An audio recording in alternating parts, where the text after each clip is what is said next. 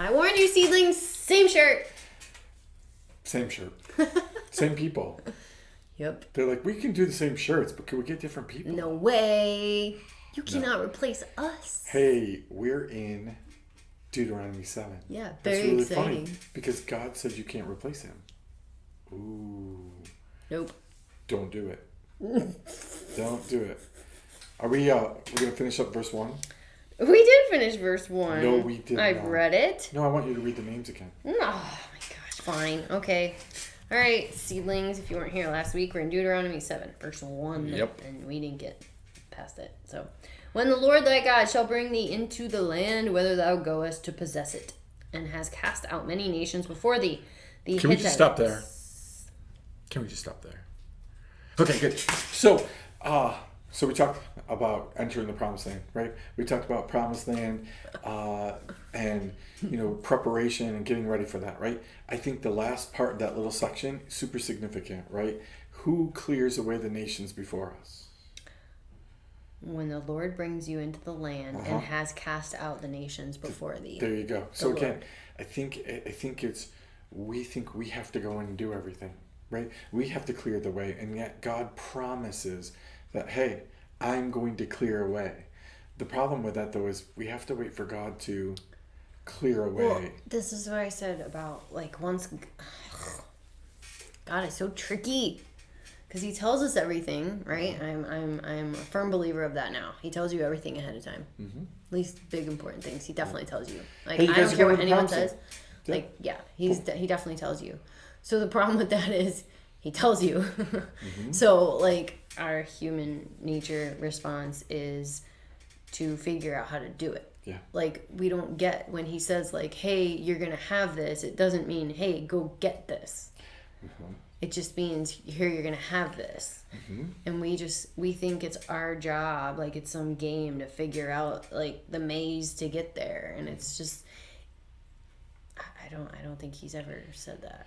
Figure out the way to get there. I love what you said, because here's my paraphrase of it, right? Wait, are you paraphrasing me? Yeah. Did I just do the long way and you're going to do the short way? We might put it on a shirt, right? Don't go get it. Wait for God to give it. Right? That's what you said, right? That's the whole concept. Yet most of us spend all of our time and then going and getting it. Right? We've talked about this recently. You prayed it this morning. Right? We're constantly wanting to be God. He says he grows things. He grows things. Right? If the problem in life is when I put my garden in and I start to see things grow, I want the pepper when it's I want the pepper. It's this big. I know. If you really want to have a pepper, you need to wait till it's this big, right? Mm-hmm. Till you can but you have to wait for God to grow it. Yeah. Right? It's important because we start seeing the fruit of something and we want it right then. Yeah. We want the whole thing. We want to eat it all. But God says if you really, really want it, the full value of it, right? Do you want a carrot that's this big or do you want a carrot that's this big, right? Again, if I'm hungry and starving, I want the carrot. I just want one bite. Because if you eat that carrot now, there isn't going to be 10 bites later on. Yeah. There's going to be one bite right now. See, I have to just forget about it. Mm-hmm. That's my way. If I saw the pepper growing, I'd have to be you know what, I'm going to go to work and forget about it, and I'll be back in a week, and then it's almost rotten. Yeah. And again, if we're not anticipating it, if we're not ready for it, then you end up with way too big of beans or rotten fruit, rotten vegetables. That's a very true statement. But I do need to forget about it because I am the person who will sit and watch the water boil, and I need to I need to distract myself. Listen, you have lived this with me, right? I get super, super preoccupied during calving season at my house. Right? I have a cow that I've been waiting for 4 weeks. Yeah. 2 other cows have had it before her, but I'm just focused on her. I've totally missed the other 2, right? They just all of a sudden had calves, and I'm like, oh, great. But this one that I'm checking 3 times a day has not had a calf yet, right? I need to find a way to anticipate calves, be responsible, check couple times a day because that's what you're supposed to do, but not be obsessed with it. So you've had 2 already? I've had 2 already. You've had 2 already. Have you actually seen them being born? This year? Yeah. Yeah, no. How did you find out about both of them? Being born. One, my son took me a picture and said, Dad, you should go away more often. And the other one, I went down and poof, there he was. You went down? Why did you go down? Because I was checking the other cow. The cow because God told you to? Yes, I was actually... Maybe? Yeah, no, I was up my hayfield. And I very clearly heard God say, go check on so that cow. God told you when both of the cows were born? Yeah, God did the whole thing. Cool. Yeah, that's exactly right. God will clear the way. So you didn't have to go and check your cows every day because God told you when they were born.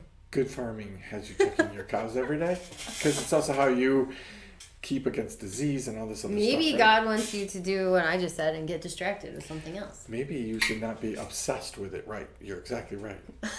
Again, the watched cow never calves. Never boils. Yep, never calves. Right? And I have a million reasons, right? It's true.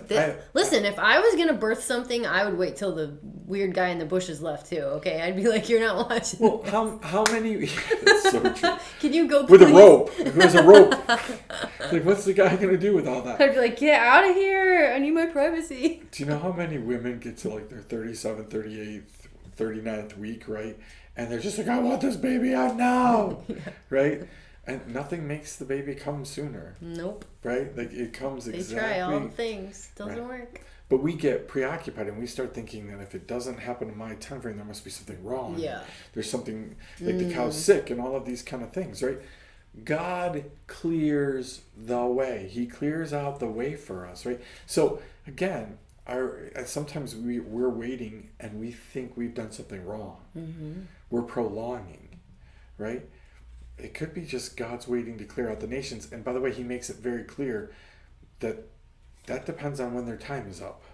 Right. Right? So yeah, because we're not the only ones who matter in the equation. Right. But we feel He's like, I love them too, you know. Yeah, that's a really, really hard concept right there, right? It is. Even when they're the bad guys. Yeah. Right? Yeah.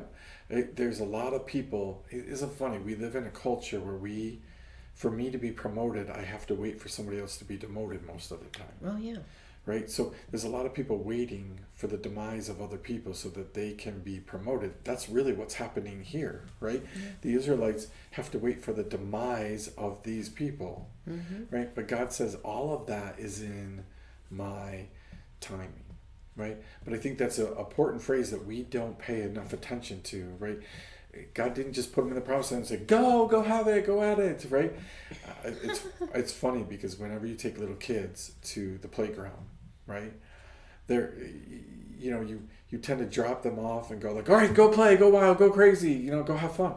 And they sit there and they look like, where do I go? Where do I go? Where do I go first? Right? But if you introduce them to each of the elements, and show them, and then pretty soon they do get to the playground. They're like, yes, this is my promised land. This is great. But some instruction is required, right? Sometimes for us to be able to really get them to be able to use it. Yeah. So that's fantastic. We didn't go anywhere. But nope, you didn't even let me finish the sentence. Because I think it was super important. Oh. So we went backwards. We did. We went halfway backwards. We did. Only on seeds. It's only so and that we could have the same clothes for like 5 times. And simple truth and nightly nonsense. Not on Reflections though, because I don't let you on that show. The good news is it happens on definitely simple truth. Happens definitely on Nightly Nonsense. I go backwards. Anywhere there's an Andy. Totally lost where I was going, like what verse I was in, and reread a verse and just spent the whole time in the same verse. Good news. Yeah. I didn't make you read all the ites. Oh, that's all right. You'll make me next time. That's true. Come back for seats. Yeah. Where you will hear Summer say a bunch of ites. Yep. Come back next week to hear about the parasites. Ooh. Bye, guys.